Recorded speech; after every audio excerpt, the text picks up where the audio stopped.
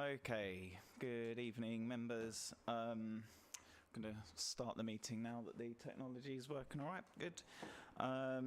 So before we open this meeting formally, can I please ask any members or officers in physical attendance with an electronic device to please put that on mute to avoid feedback with the microphones. Can I also ask any remote participants to keep their camera and microphone off unless they wish to speak, and ideally not to use the camera facility at all, as this can affect the quality of the IT connection. Please note the meeting may be recorded, and data collected during the recording of the meeting will be retained in accordance with the Council's data retention policy. The recording of the meeting may be added to the Council's website. So I formally welcome members to the Standing Committee meeting, including those members attending remotely. We don't have any members of the public.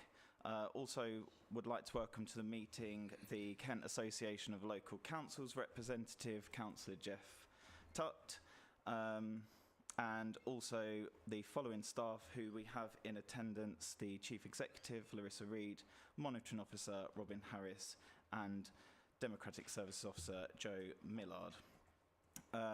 Please advise that there is no planned fire evacuation, and if the alarm sounds, all members will need to safely exit out the building and into the car park. Lifts should not be used. And please, could anybody let us know if you may require assistance to leave the building? Is okay? Good. That we have some apologies for absence. We have apologies from Councillor Rich Lehman, Chris Webb, independent person, and Patricia Richards, independent persons. Are there any other apologies for absence? No. Good. Moving on, hopefully members have looked at the minutes of the meeting held on the 18th of December 2023, minute numbers 521, 527. Anyone wish to raise anything on those? Are they agreed? Okay. Also, just to ask members now, are there any declarations of interest? No. Excellent. Moving on to item 5, which is the Code of Conduct arrangements. I would like to invite the Monitoring Officer, Robin Harris, to introduce this report, please. Thank you very much, Chairman. I'll take it that all members have read their papers on penalties. Thank you. Thank you. Good evening, members. I trust all members have read their papers and the relevant appendices, and so I'll just give a very brief introduction. The Council obviously currently operates a Code of Conduct, which is the LGA Model Code of Conduct, and has arrangements that sit behind that in relation to how the Council deals with Code of Conduct complaints. The arrangements that we have been in place since the previous Code of Conduct, and the arrangements were not updated when the Code of Conduct was updated in February 2023.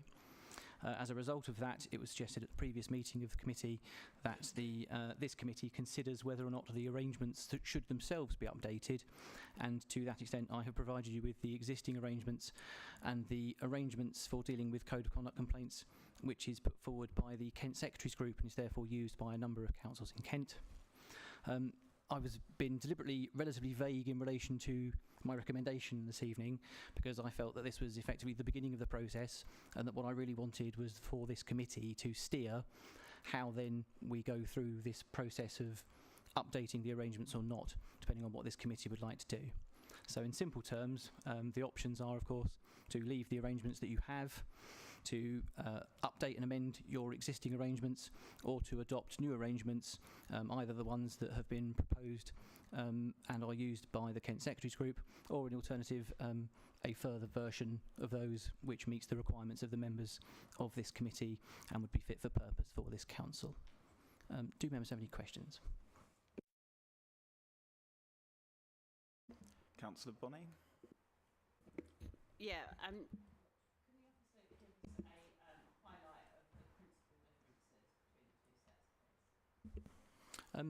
in simple terms, the swale arrangements deal with, in effect, the beginning of the process and the end of the process, and are relatively light in relation to the middle of the process, whereas the Kent Secretary's arrangements effectively set out each stage of the process in a much more structured way.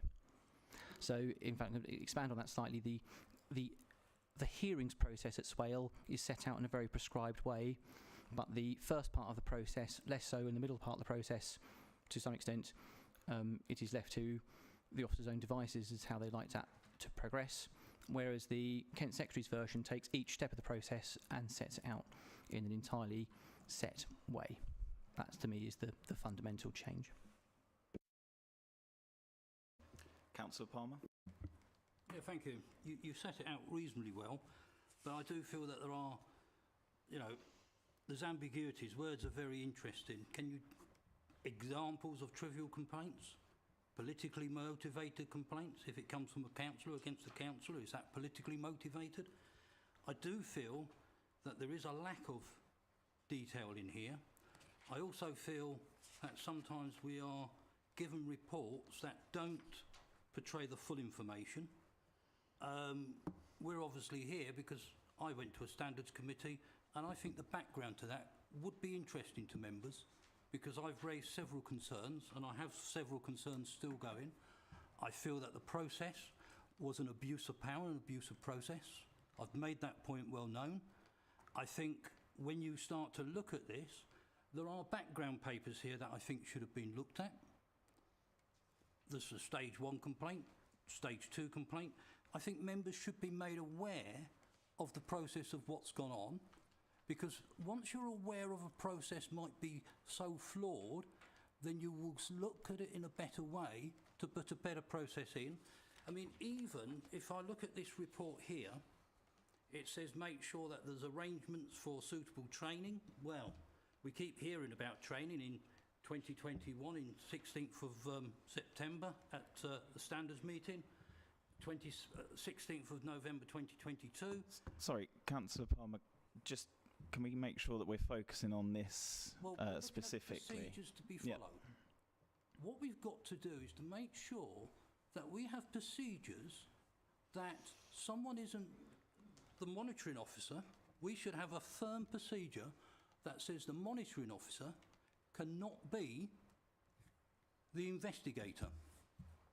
The investigator cannot decide what evidence someone is accused of a standards is placed upon, is allowed to submit. Because that is a travesty of justice. It's a breach of Article 6 of the Human Rights. And I think there's many issues that needs to be addressed by members. Okay. So hold on, I haven't finished yet. Well, just to say, obviously, Section 100D of the Local Government Act has been ignored. There are no background papers here. What papers did you look at to decide on this report? That's a question for the monitoring officer. Okay, we'll take that point, and then I'll come to you, Councillor Hunt, if that's okay. So, as you can see, the background papers that were considered and listed as background papers are the LGA guidance on the arrangements under Model Code of Conduct. Now, strictly speaking, they're not a background paper in the strict legal sense, because they are a publicly available and published document. But the reality is, with this report, which I deliberately kept brief, was that the material that you see in the report is the material that I looked at. It was put to me by a previous committee meeting that I should look at the arrangements, and I have done this in a very, very step-by-step way. So all I have done is I have provided the existing arrangements. Plainly, there is no background paper, they're there. The existing arrangements are published on our website. I have put forward the arrangements which are offered to all Kent councils via county and boroughs and parishes that the Kent Secretaries Group have put together. Again, it's a publicly available document because other people are already using it. It's there for the world to see. So, in simple terms, what in the report are the background papers to a 2 pages of A4, where I say what I would really like is for members to determine whether we stick with our existing arrangements or look at these new arrangements. What background papers do you think that I also needed in order to write those what was it, 8 or so paragraphs of text in order to put the ball firmly back in your park so that you can determine as members what you would like as your arrangements. Yeah, thank you. I mean, if I just come back on that, I do feel that there are things that are missing in this. There's the case of Tonbridge District Council and the Local Government Ombudsman, which quite clearly states to how a standards procedure should follow. So I think members need to be aware of quite a few things. What's gone on, what has occurred, and why are we sitting here today? Because it's not just because someone sat down and said, oh, look at this, we better make a change. It's because there was a stage 1 complaint which made recommendations to this council, which must have a bearing on this and should be part of the background information. It's not public information, but the councillors should be aware so that they can make fully informed decisions. Thank you.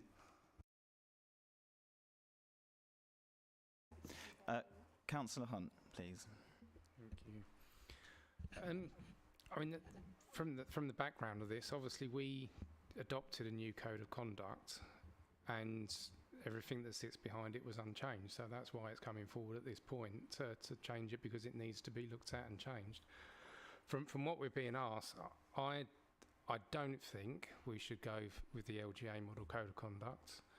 I do think that our one needs updating, and just my thinking around it is that there's some things in the LGA model.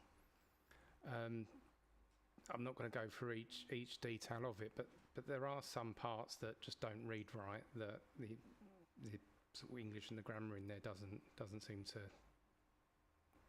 or needs to be changed. There's things like the interpretation of what everything is being at the beginning makes a lot more sense to what we've got. There's things in there that when you appoint an independent person, it then says things like any substitute, which we don't put in our current policy. So those sort of things would need to be looked at. There's things in there, it seems like everybody would know how to go to the monitoring officer. Again, some bits in there that should be included in our policy, and if we do go down this route, I've got some points that I can raise to what I think should be in our policy and updated, and there's parts in there that I don't think should be in there. So that's obviously all going to be looked at as we go through it. But generally, I think the LGA thing is just too clunky. It keeps going on about different paragraphs and go back to here and go to this one and go and look at this one, where our one just seems a bit clearer. But I just think there's a little bit more information that we could have in ours to make it better. So definitely think an update of ours would be the best option going forward. Yep. Robin, did you want to say something quickly? If I can just correct some language that you've used, forgive me, is that the code of conduct we have is the LGA model code of conduct. The LGA do not produce model arrangements. There is guidance on their website about what should be in arrangements, and the arrangements that have been put forward for members to think about are the Kent Secretary's arrangements, which are consistent with the Kent Code, which is also consistent with the LGA model code. Right, so just to clarify, but what is there at Appendix 2 is what we would possibly look at to have instead of the background that we've got. Yeah, so it's just that. Yes, you're saying if we were going to write ours off altogether, then the bit at Appendix 2 is an alternative. Yeah, so that's my understanding, probably just said about what it would being wrong. So yeah, all of what I said stands with that anyway. Yeah, thank you for that. And I think it's just worth remembering that the recommendation obviously is to consider whether we want to review these arrangements, and so it's sort of up for members here to sort of decide how we then want to do that, if that is what we agree to. But I take a lot of, I agree with a lot of what Councillor Hunt has said there, because I think where we sort of might have in our existing arrangements brevity, there's additional information that's sort of lost that could be helpful. So I've got notes from various points through the document that I would, think maybe we could consider, but whether this is particularly the forum to do that, or whether members might wish to look at some way that we could do that if we agree that recommendation, then that's obviously for us to discuss here. We've got Councillor Nundy online wishing to speak.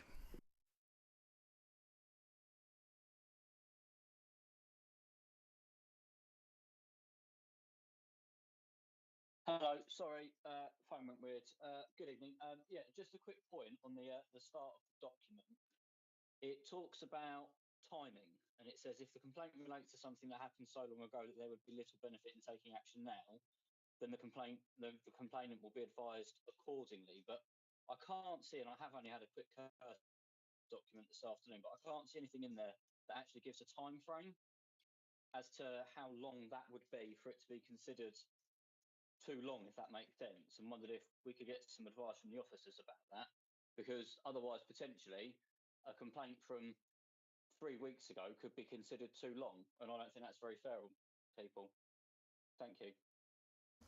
Are we able to get some clarification on that at all? Or? So, just to be clear, I think Councillor Nundy is referring to our existing arrangements. And so, again, there is a degree whereby that is a matter of discretion, and that having discretion in those circumstances is not necessarily inappropriate, because how long is too long also potentially depends on how egregious the potential breach is, and, for example, the reason why the breach was not necessarily brought forward in a timely fashion. And so I have generally, for example, myself, when I have looked at complaints, if someone hasn't brought forward a complaint within 3 months, for example, then I start to think, why was that complaint not brought forwards? And if there was not a good reason why the complaint was not brought forwards, then I might think about using that discretion not to go forwards with that complaint. By way of another example, the most recent matter I had to consider, and I factored in that particular area of discretion, there was complaints, one of which went back to just over 12 months ago, and one of which went back 3 years ago. And I exercised that discretion and said that those complaints were out of time. So that is a kind of a theory and a practical response, if that's helpful, Councillor Nundy. Thank you. Yeah, and I think as well, there's I think under our current process, it doesn't really say how soon a complainant can expect to get a response, whereas that's a suggestion that probably, if we're wanting to be clear with people who might be making a complaint, that that might be a helpful time frame as well. So I noticed that was an issue. Councillor Perkin. Thanks, Chair. So I think this is a really important part of getting processes correct. So I think it's something that is worth not going through line by line and kind of picking apart this evening. I think it would probably be helpful to, as much as I hate proposing more working groups, I think a working group to look at it and get it right and bring a proposal draft back to the next standards committee would probably be the easiest and most constructive way of dealing with it. Yep, thank you very much for that. Councillor Bonney, was that? Yep. Yeah, so the decision for tonight is, do we think it needs updating? I think the resounding answer is yes. There's a lot of nodding going on. So I agree with that. Probably does need a working group. I said that quietly. I think the things to consider are how much discretion we allow officers, timeframes. It's really important people actually understand what the complaint is against them. If I'm critical of the process, it would be that explanation isn't given full and upfront on day one. So I think people need to know what it is, the complaint that's against them. And I think there's a number of other issues. I think it would be extremely helpful if, rather than being just sort of dumped with 2 documents, here you go, you try and work out the differences, is that actually there's some work put into, actually working out the differences and telling us what the differences are, and are they actually important to members? I think that's the piece of work that needs to be done. Councillor Hunt. I was just wondering, if trying to all these working groups and that we do, but I think with something like this, and that it's just something that could be done via email. If we've all got comments on it, rather than setting up a working group initially to get things going, if these are the Appendix 2 is a document that we're going to be looking at, and Appendix 1, if there's any changes, could we not just say, well, if we've got emails, we've got some comments on what we've been shown so far, we might have some ideas of what we want to see in a new one, email that to start with, so everybody in the committee is putting opinions over, and then having something come back to a next meeting, or then setting up a working group to then look at it in the more detail, rather than having lots of different meetings and just to discuss a few little bits and pieces, and then have to go back and meet again to take it further. Okay, thank you. Councillor Palmer? All I was going to say is I do tend to agree with Councillor Hunt there. I think to set up a working group, you'd still come back here and probably still have the same arguments and discussions, whereas a round-robin email, information can be shared, and maybe it leads to a better informed decision-making at the end. Thank you. Okay. Yep, sorry, Robin. I wonder if it would be even better still if it was put on a Teams channel and then everyone's comments can all go on the one document, rather than the danger of having 10 different versions of the document flying around, which could be more complicated. I think that's a very good idea, apart from you'd hope to have input from the independent persons and the council representative. Would they have access to the Teams channel? I think possibly not at this immediate point in time. I guess the question I'd come back with is that would you want their input at the same time as member input, or would you want their input after members had their input, in which case you could change, you could provide the amended document to that smaller group of people rather than... That may work. That could be a way round, but I think sometimes some people from outside have a better, how to put it, may give information that we've never really thought about. Councillor Tutt, please. Thank you, Chairman. Here obviously is the new boy, so it's a little bit new and different. When I first spoke to Larissa back in December, we were talking about the possibility of training so I could come along to this role and really understand what I need to do and where we're going. Clearly, I've come to this meeting with the documents, and I know there's a bit at the back that says there will be some training later. So I'm still firing a bit in the dark, really. And what I'm finding it difficult to understand is this a document is all about standards and what happens if a member steps out of line, but I don't know what happens if an officer steps out of line. So the council has a code of conduct for employees. We have written down disciplinary procedures for staff. So actually there is a very heavily based in law process for staff if they commit a disciplinary matter, with the sanctions going from a verbal warning through written warning, final written warning, and then dismissal. So they are very clearly set out, and I do believe they're also can be Googled and actually in the public domain if anyone wanted to see them. But they are, and it's not for this committee. There is a senior officers, so statutory officers. There is a committee that deals with statutory officer discipline, and there is a set out policy for that in the Constitution about what happens if there's a complaint against a statutory officer.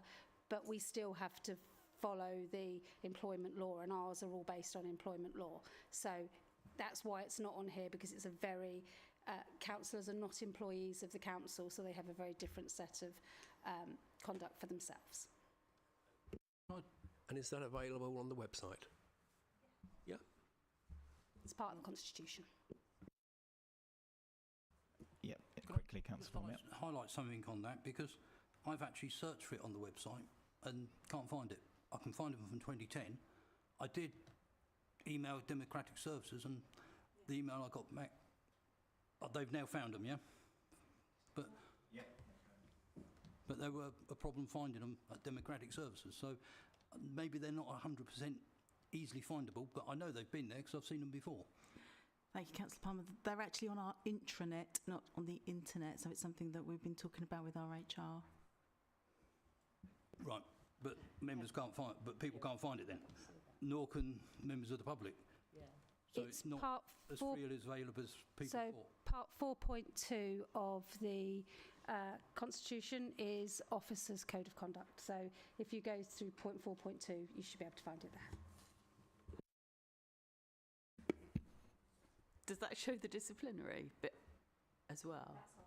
That's code of conduct, but this is, we're looking at the reciprocal, aren't we, to the what we're looking at tonight here, the complaints procedure. So it's your procedure, isn't it? I think is what you're. Yeah, the officers. I think, yeah, Councillor asked for the officers' code of conduct, I believe. Yeah, so the Officers' Code of Conduct is 4.2 of the Constitution.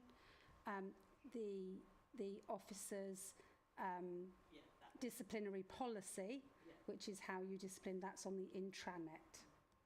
But the Code of Conduct is the one that's in the public domain through the Constitution. But if anyone wants a copy of the disciplinary policy, we can get that sent to them. It's on our intranet. Yeah, very quickly, because Councillor Perkin is. Yeah, so I think it'd just be useful if that could be circulated to committee members, so that they've got that at hand when they look at the information. Thank you. Councillor Perkin. I feel like it's gone a bit further away from what I was going to say. I appreciate the want to put everything online and to get everything in one place on Teams. I think that collaborative work works better when people are in the same room and can go through things at your own pace with an officer present to explain any kind of differences. So I'm really strongly in favour of any kind of cross-party collaborative working being in person.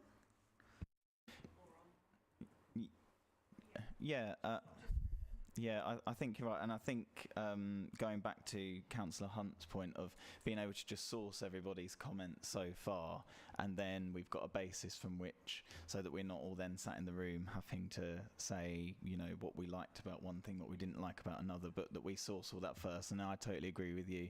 That could be in person, or we could look at some sort of Teams meeting to be able to, you know, work collaboratively to sort of reach a sort of proposal that we can then consider, or it may throw up other questions for more information that people need before they feel that they can make that. So I do think that's particularly important. Were there any other members wishing to say anything? Councillor Bonny? Yeah, so I think that compare right document would be useful as your starting point, and the members can work out what they like and dislike out of that. I think also some clarity around a complaint. So a complaint against an officer, but the person complaining doesn't necessarily have to be the victim. I think there can be people that witness things, and I think we need some clarity around that. I can just... So, I'm not sure this is within the scope of the meeting that we're having this evening. Member. Yeah, it's about members and member code of conduct. So I'm just talking about complaints and what is an acceptable complaint. So whether it's accepted as a complaint, where it's actually, so it's about a member, but the person complaining may not necessarily be the victim. They might have been a witness to something. Right, okay. So there are actually, sorry, sorry, can I go through yourselves? Yes, I can. I just think that initially there was misspeaking around officer member. I think that's where the confusion came from. Yeah, so there absolutely has been the situation in the past where, by way of example, a chairman of a parish council has complained on behalf of the clerk of the parish council because the clerk was being bullied and therefore, allegedly, and therefore the clerk did not feel in a position to make a complaint. So that is already something that is possible. Okay, I think we probably just need to spell it out probably in the same, in the complaints procedure, that whether that's an acceptable position or not. Thank you. Okay, were there any other points that members wanted to raise? I think we sort of have reached, if we can get a proposer and a seconder for the recommendations, I think we're all on board with that, it seems, and then we need to sort of, I think, agree some other points that members have raised here so that we can reach a way forward on how we want to steer this. So is there a proposer for the recommendation? Councillor Weekly, so I will propose the recommendation. Is there a seconder? Yeah, Councillor Miller, I'll second it. Okay, all right. I'll take a vote on this, and then if we can then agree some actions that sit underneath that, that would be good. So all those in favour of the recommendation? Which is to consider whether the council's arrangements for handling complaints under the Code of Conduct should be updated. Yep. Yep. Any against? Any abstentions? Yep. Yeah, no, exactly. A bit late for that. But I suppose actually what we do sort of just want to get some clarity around now, and I've got some notes here, which is that we want to sort of explore the key differences between the two things that have been put before us, that we will source the views from members about their thoughts on those so far, and we'll look at some way of doing that, and then determine a way that we can collaboratively meet to discuss those to come up with a proposal. Yep, Councillor Hunt. Just to be clear, that where do we send those comments to initially? Yeah, if that would be helpful for us to sort of determine the best place to get those. I mean, yeah. I'm fairly sure it's going to be me, isn't it? Yeah. Okay. All right.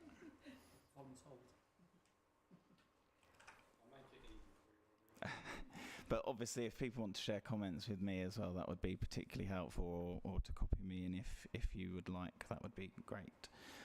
Were there any other points quickly on this item? No. Okay, then moving on to item 6, which is Member Training and Development 2023-24, and I'll ask the Chief Executive, Larissa Reid, to introduce this report. Thank you very much. So this report sets out the Member Training and Development for 23-24. It talks of the Member Development Working Group, and I know Councillor Jays is here this evening.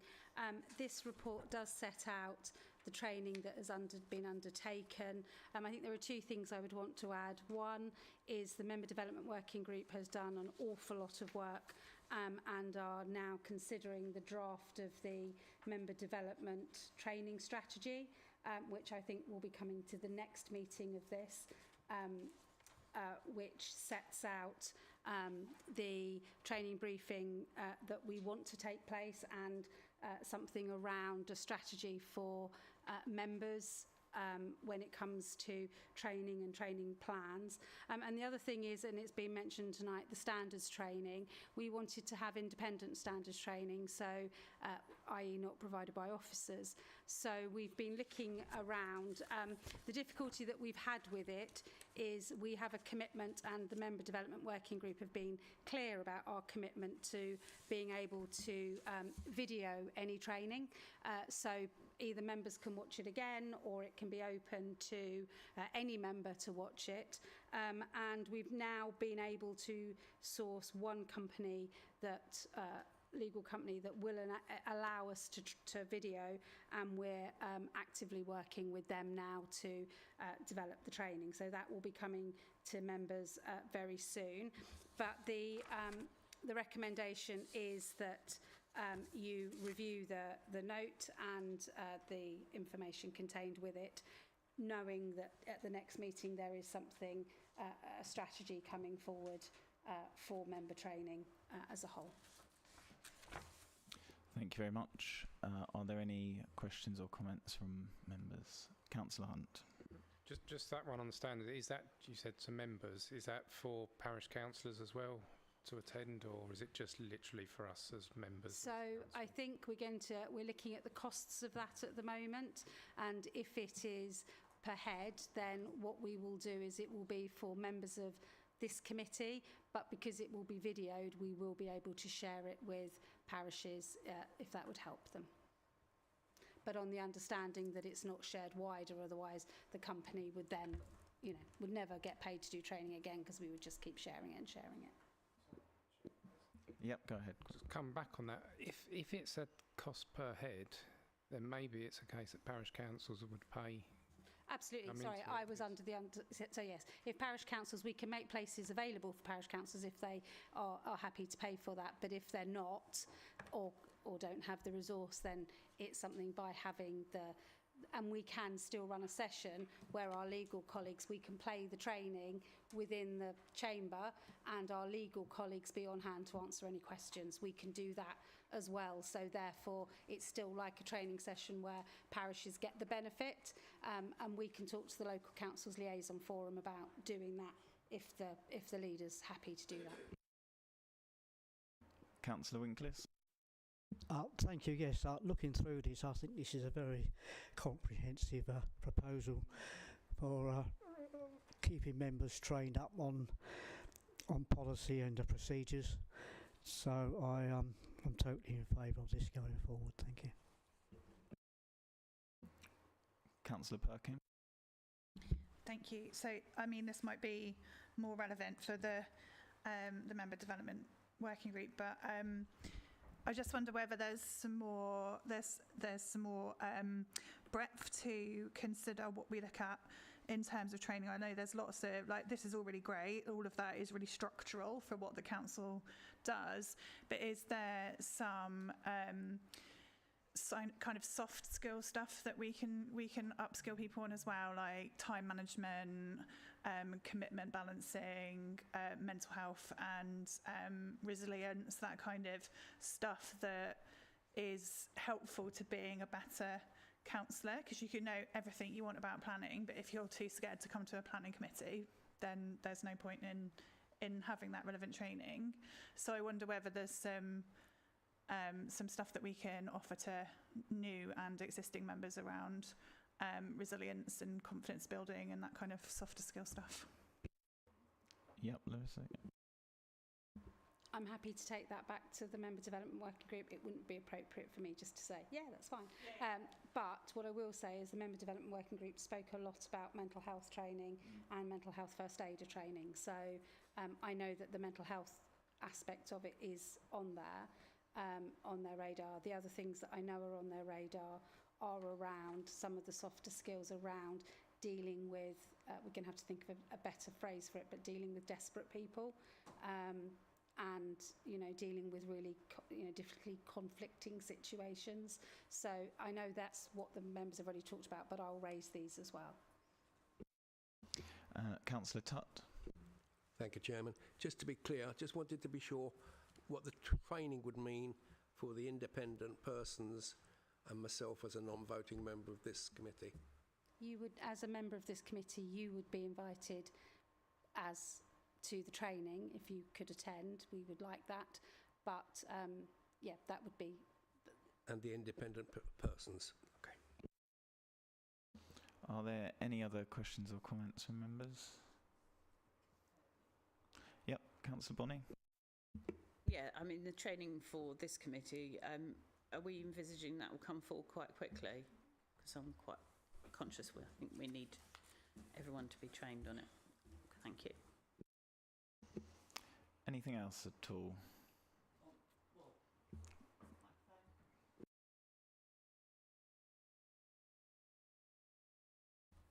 Error, page unavailable, Officers Code of Conduct. I'll show you. But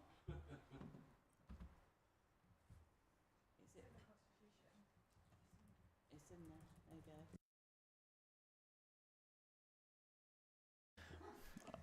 go. Okay, all right. Is there anything else for item 6? Otherwise, the recommendation is to note, so take that as noted. Yep. Okay. And that's... Yep. Okay, can somebody propose that we will note this? Councillor Jays, and anyone wish to second that will notice? Councillor Winklis, thank you. And that is noted. Thank you very much. Yes. Okay, thank you very much. There's not anything else on the agenda. There was obviously stuff there that we will take away, and so therefore members of the committee will hear more about that in due course. Thank you very much. The meeting's closed. Thank you.